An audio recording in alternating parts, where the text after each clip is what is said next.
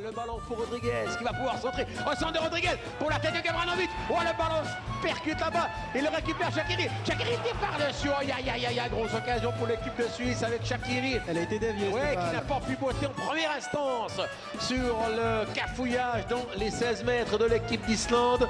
Gavranovic était allé dans cette défense centrale mettre sa tête. Une défense qui a eu de la peine à se... L'égalité entre hommes et femmes a évolué ces dernières années.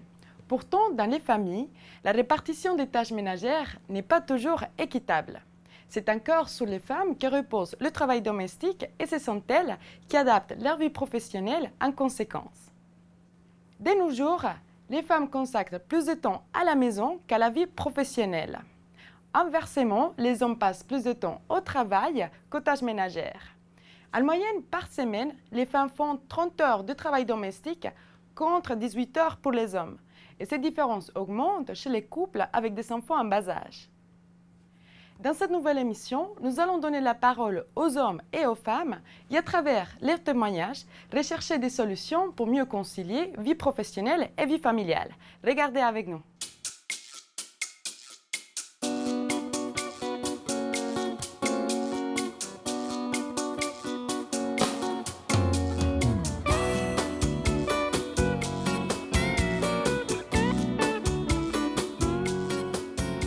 Et si vous envisagez peut-être dans un futur vivre ensemble, vous avez déjà discuté de cette question de répartition des tâches domestiques et aussi de la vie professionnelle?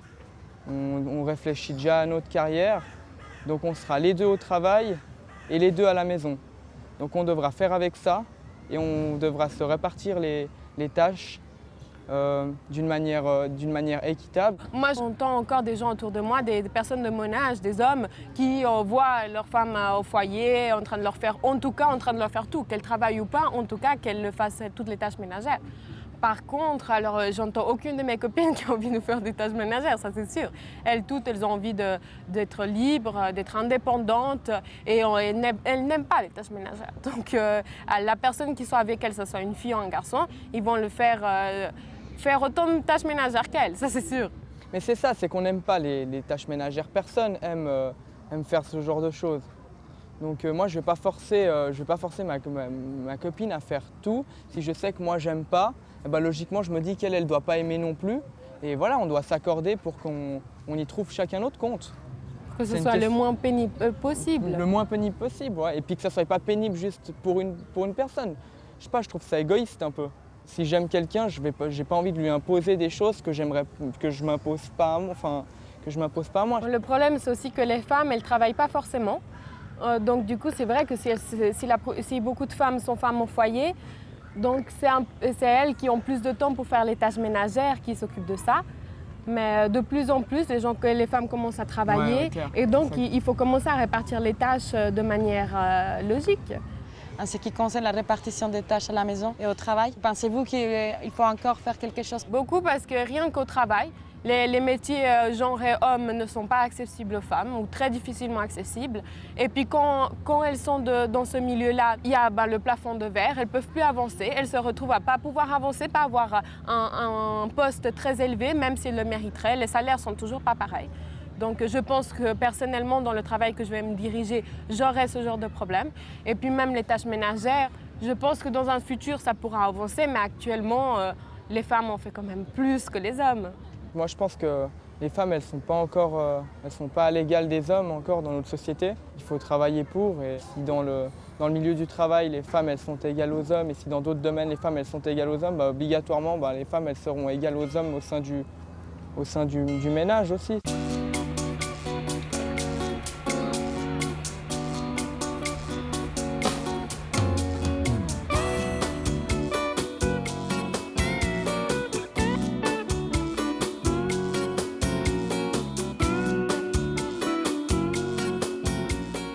L'homme, dans une famille avec des enfants, reste absolument en charge de l'activité professionnelle. Il travaille à 100%, alors que les femmes qui sont mères d'enfants jeunes ou moins jeunes travaillent à temps partiel seulement. Pour ce qui est des tâches domestiques, à l'heure actuelle encore, c'est essentiellement les femmes qui en ont la responsabilité. C'est une situation qui a un peu évolué. Il y a 20 ans, c'était 90% dans des ménages où les femmes s'occupaient de l'essentiel des tâches lorsqu'il y avait des enfants. Maintenant, c'est 80%. En 20 ans, on a gagné 10% que l'on a effectivement pu déléguer aux partenaires, aux pères de famille, qui lui donc participent un peu plus qu'avant. Ceci dit, en termes d'évolution, c'est intéressant de constater que chez les plus jeunes, lorsque l'on interroge des hommes, on voit qu'il y a une très nette évolution, c'est-à-dire que les jeunes hommes de moins de 25 ans participent pour à peu près 40% d'entre eux aux tâches ménagères, mais il est évident que cela signifie aussi que probablement à cet âge-là, ils ne sont pas encore pères de famille, que donc toutes les contraintes liées à la garde des enfants n'est pas encore apparues dans le couple. Et il y a de fortes chances quand même que, même si cette génération-là est plus progressiste, ils soient quand même rattrapés par cette problématique du partage de l'activité rémunérée et non rémunérée, et qu'ils diminuent quand même leur participation aux tâches ménagères.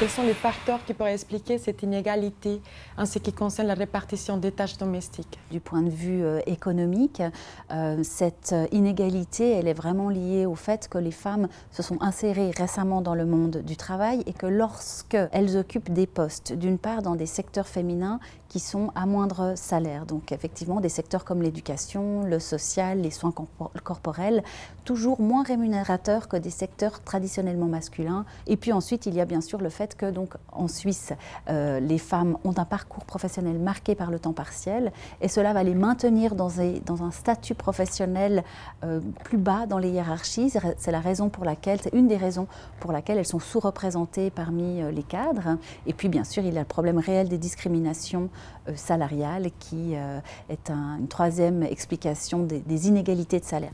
En ce qui concerne la contribution des femmes migrantes à cette répartition des tâches familiales, qu'est-ce qu'on pourrait dire? C'est évident qu'une partie des familles ici, qu'elles soient suisses ou non, vont faire appel à d'autres femmes pour garder leurs enfants, en particulier en âge préscolaire, puisque donc il nous manque des places en crèche. Souvent, ces femmes sont d'origine étrangère. Mais la contribution est aussi en ce qui concerne les tâches domestiques. Absolument, effectivement, c'est le même principe que celui qui concerne la garde des enfants. Donc ce sont des emplois peu protégés dans la mesure où, pour partie, ils s'effectuent au noir. Par ailleurs, c'est un secteur difficile parce qu'il est très segmenté, très contraint en termes de temps de travail et puis très isolé aussi. Et voilà, de nouveau, un secteur où on retrouve effectivement avant tout des femmes et des femmes migrantes, vous avez raison. Mais certainement, leurs contributions ont beaucoup soulagé et la conciliation de la vie familiale et professionnelle chez les familles, autant suisses qu'émigrantes.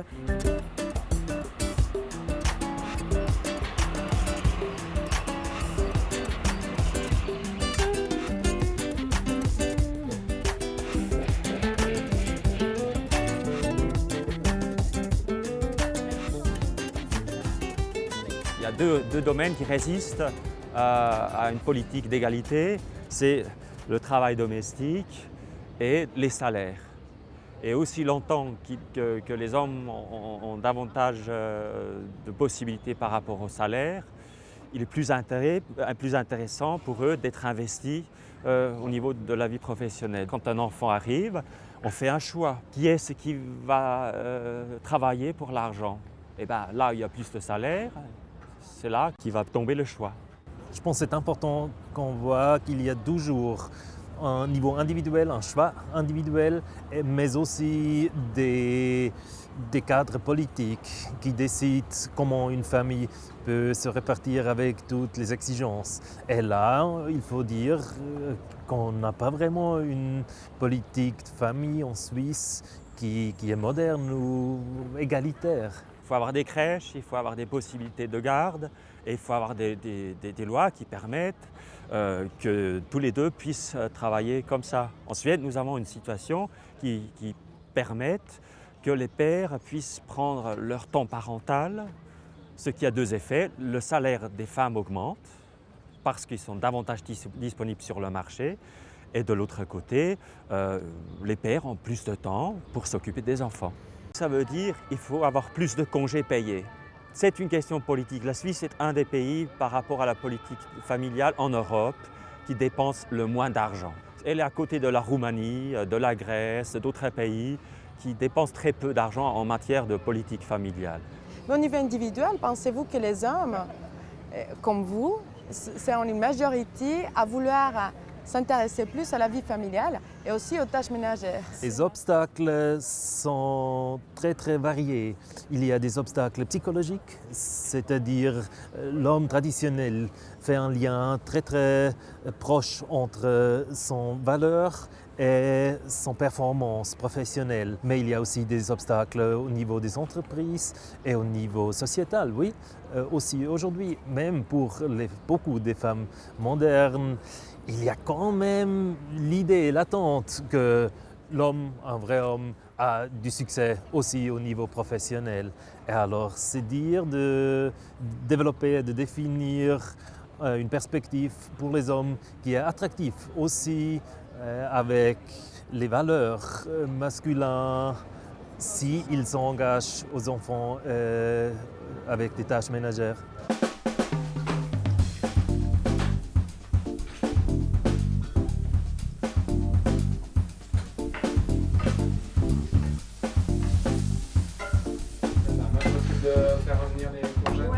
C'est qu'on n'est jamais les deux dans la cuisine, mais jamais, ils ne supportent pas. Ouais, d'habitude j'arrive à la foutre dehors, c'est mon havre de paix, c'est mon territoire, c'est ma manscape. On a un peu fait un contrat tacite, hein, parce qu'on n'a pas vraiment discuté des clauses, mais pour le second enfant, Zoé effectivement s'occupait du bébé et puis moi de la logistique.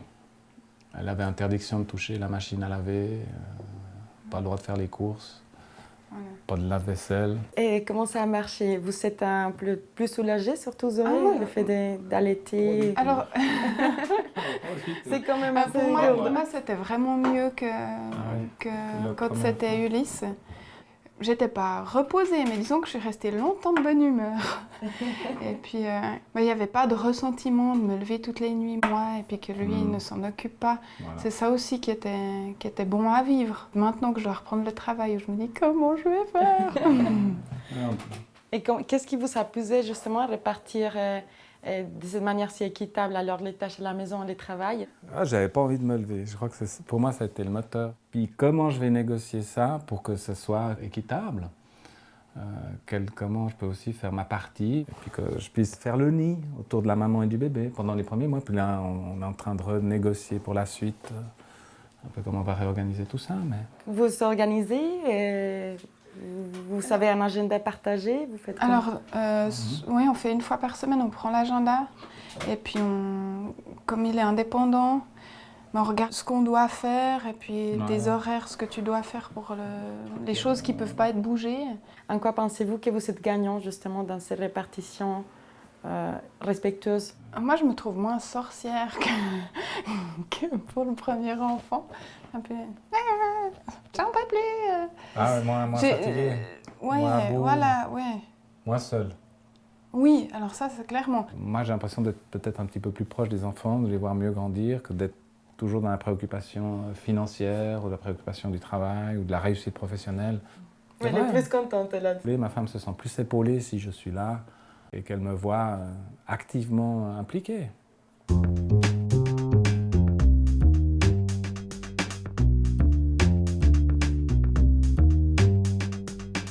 ne sais pas si ça va évoluer parce que les gens ne comprennent pas forcément que l'homme s'implique, va épauler sa compagne. Moi, j'entends beaucoup de remarques du congé paternité, si on devait le prolonger, que ce serait que le père reste à la maison pour rien faire. Bon, je sais pas. Elle ne me laisserait pas rien faire. Enfin, j'entends qu'il faudrait aussi trouver une femme qui serait d'accord. Oui, il y a bien assez à faire. Il y a bien assez à faire. Je crois que les enfants peuvent aussi profiter du père et puis on peut. Puis c'est pas juste pour les premiers mois, c'est pour toute la vie qu'on a ça après.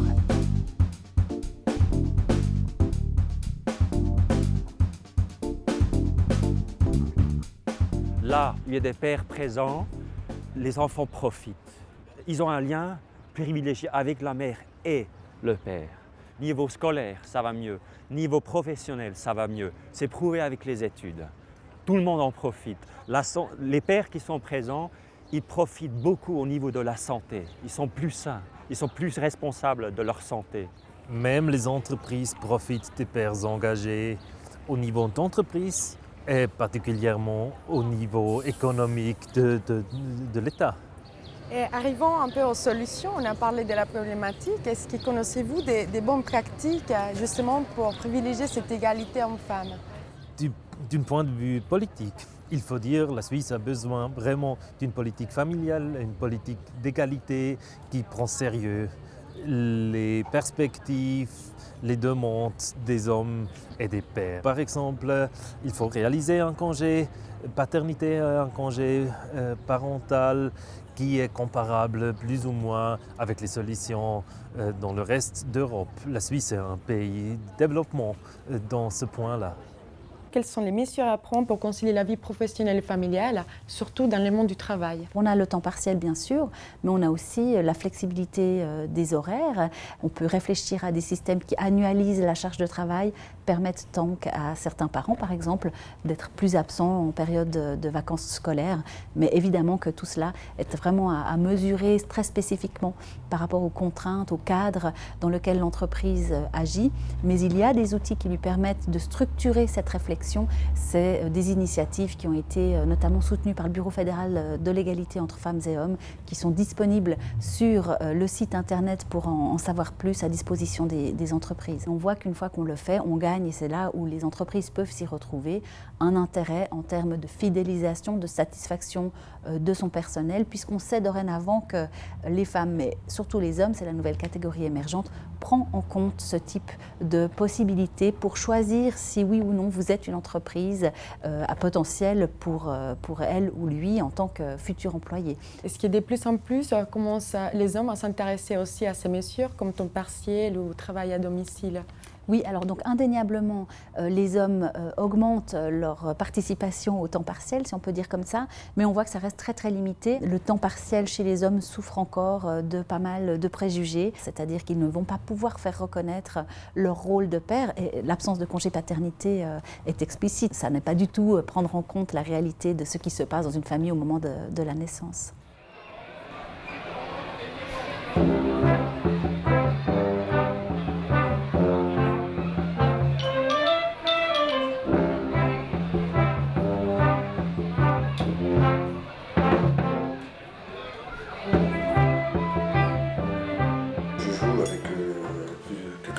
Sur Lausanne, c'est une feuilleton de Lausanne.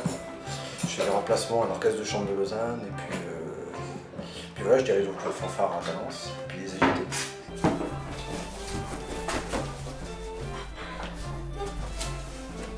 Ça va? Attends, un café en moins. C'est quand même trop. Un café, moi je dois y aller. Bah écoute, je prépare un petit truc à manger. Et dans quel temps d'activité travaillez-vous? En fait, c'est vraiment variable parce que l'orchestre, ça dépend. D'un mois sur l'autre, c'est complètement différent. Comme je suis appelé juste quand c'est nécessaire, bah, le reste du temps, voilà, je suis... Est-ce que ça vous permet de passer plus de temps à la maison? Par contre, ça c'est l'avantage, c'est que ça me permet d'avoir plus de temps avec Luna. Ouais. Ça c'est chouette, ouais. Et Alexandra, vous travaillez en quoi? Moi je suis psychologue, bientôt psychothérapeute et je suis en ce moment en congé sans solde pour profiter un petit peu de Luna. Mais sinon je travaille à 70% à Yverdon à Appartenance. Alors, regarde, j'ai essayé ça hier, c'est génial. Après je vais en mettre un devant comme ça. Et puis... Pour vous, en tant que père, c'était important de passer du temps avec votre fille? Oui, c'est clair. C'est clair, c'est important. Autant que pour la maman. Oui, t'as entendu. Pour moi, c'était très important qu'ils puissent avoir un lien très fort, père et fille, et c'est vraiment le cas. Vincent passe beaucoup de temps avec Luna, ils ont un magnifique lien, c'est très joli, vraiment. Quand son père arrive, elle est comme ça, c'est très chouette. Et au niveau des répartitions des tâches ménagères, est-ce que vous en discutez de ça avant d'être un couple, de vivre ensemble ou ça, comment est-ce que ça s'est établi? On n'a jamais discuté en fait, ça s'est vraiment fait comme ça s'est mis en place naturellement. En général, c'était plus moi parce que j'étais plus présent à la maison qu'Alexandra à l'époque où elle travaillait encore. Oui, à l'époque, c'est moi qui faisais des lessives, je prenais souvent les devants en premier parce que j'ai plus de temps et puis voilà. J'ai l'impression que la clé pour nous, ce qui nous a vraiment permis de faire ça, c'est beaucoup bien sûr le dialogue, le fait qu'on prend le temps d'en parler et de voir comment on pourrait s'organiser pour garder toujours cette philosophie qui est pour nous importante, c'est-à-dire toujours avoir du temps en famille. Et c'est vrai qu'avec le temps, je crois qu'on a pu voir que ça fonctionnait pas mal bien. Je pense que nous, on ressemble à beaucoup de trentenaires actuellement qui répartissent différemment, je pense, les tâches, où les papas sont très présents. Moi, j'en connais quand même beaucoup, des pères qui ont envie d'être plus présents. Alors Vincent est très très présent et en plus, il est prêt à mettre la main à tout s'il faut. Enfin, vraiment, C'est vos parents qui vont s'enseigner? À la maison, on était 5 garçons. Ma mère était à la maison, c'est elle qui s'occupait du manger, de la lessive, et du coup, elle a demandé beaucoup d'aide de ses fils. Donc dès tout petit, mes frangins et moi-même, on faisait des tâches qu'il y avait à la maison.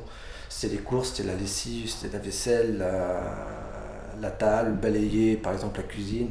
Elle avait organisé un tas de tâches et toutes les semaines ça tournait entre mes 5 frères. Voilà, ça se répartissait, donc du coup on a été habitués depuis tout petit à aider à la maison. La dernière fois que j'ai vu ma belle-mère, j'ai dit je vous bénis parce que vous avez tellement bien éduqué votre fils et il savait déjà tout faire quand je l'ai rencontré. Moi j'ai absolument aucun mérite, c'est même lui qui m'a appris à faire certaines choses.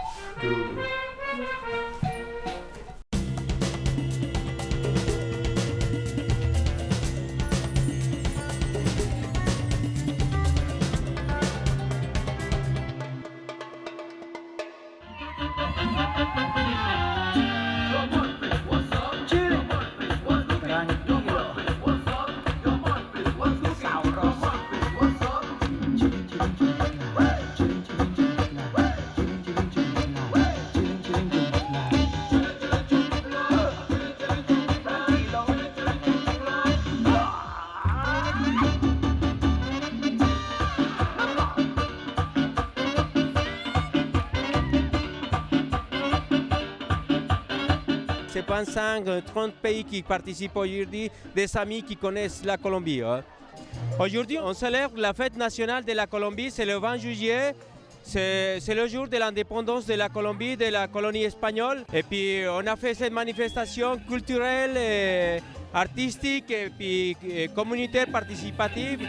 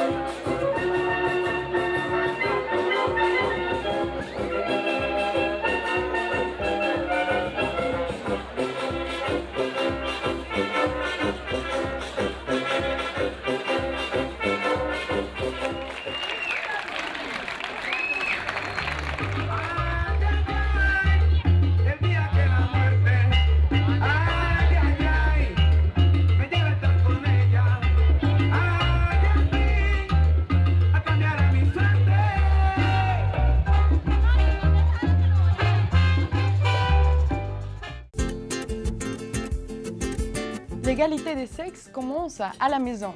Grâce à une plus juste répartition des tâches ménagères, les hommes et les femmes peuvent mieux concilier vie professionnelle et vie familiale. Pour trouver plus d'informations sur les thèmes d'aujourd'hui, revoir ou voir nos émissions, rendez-vous sur nos sites internet www.carrefourtv.ch.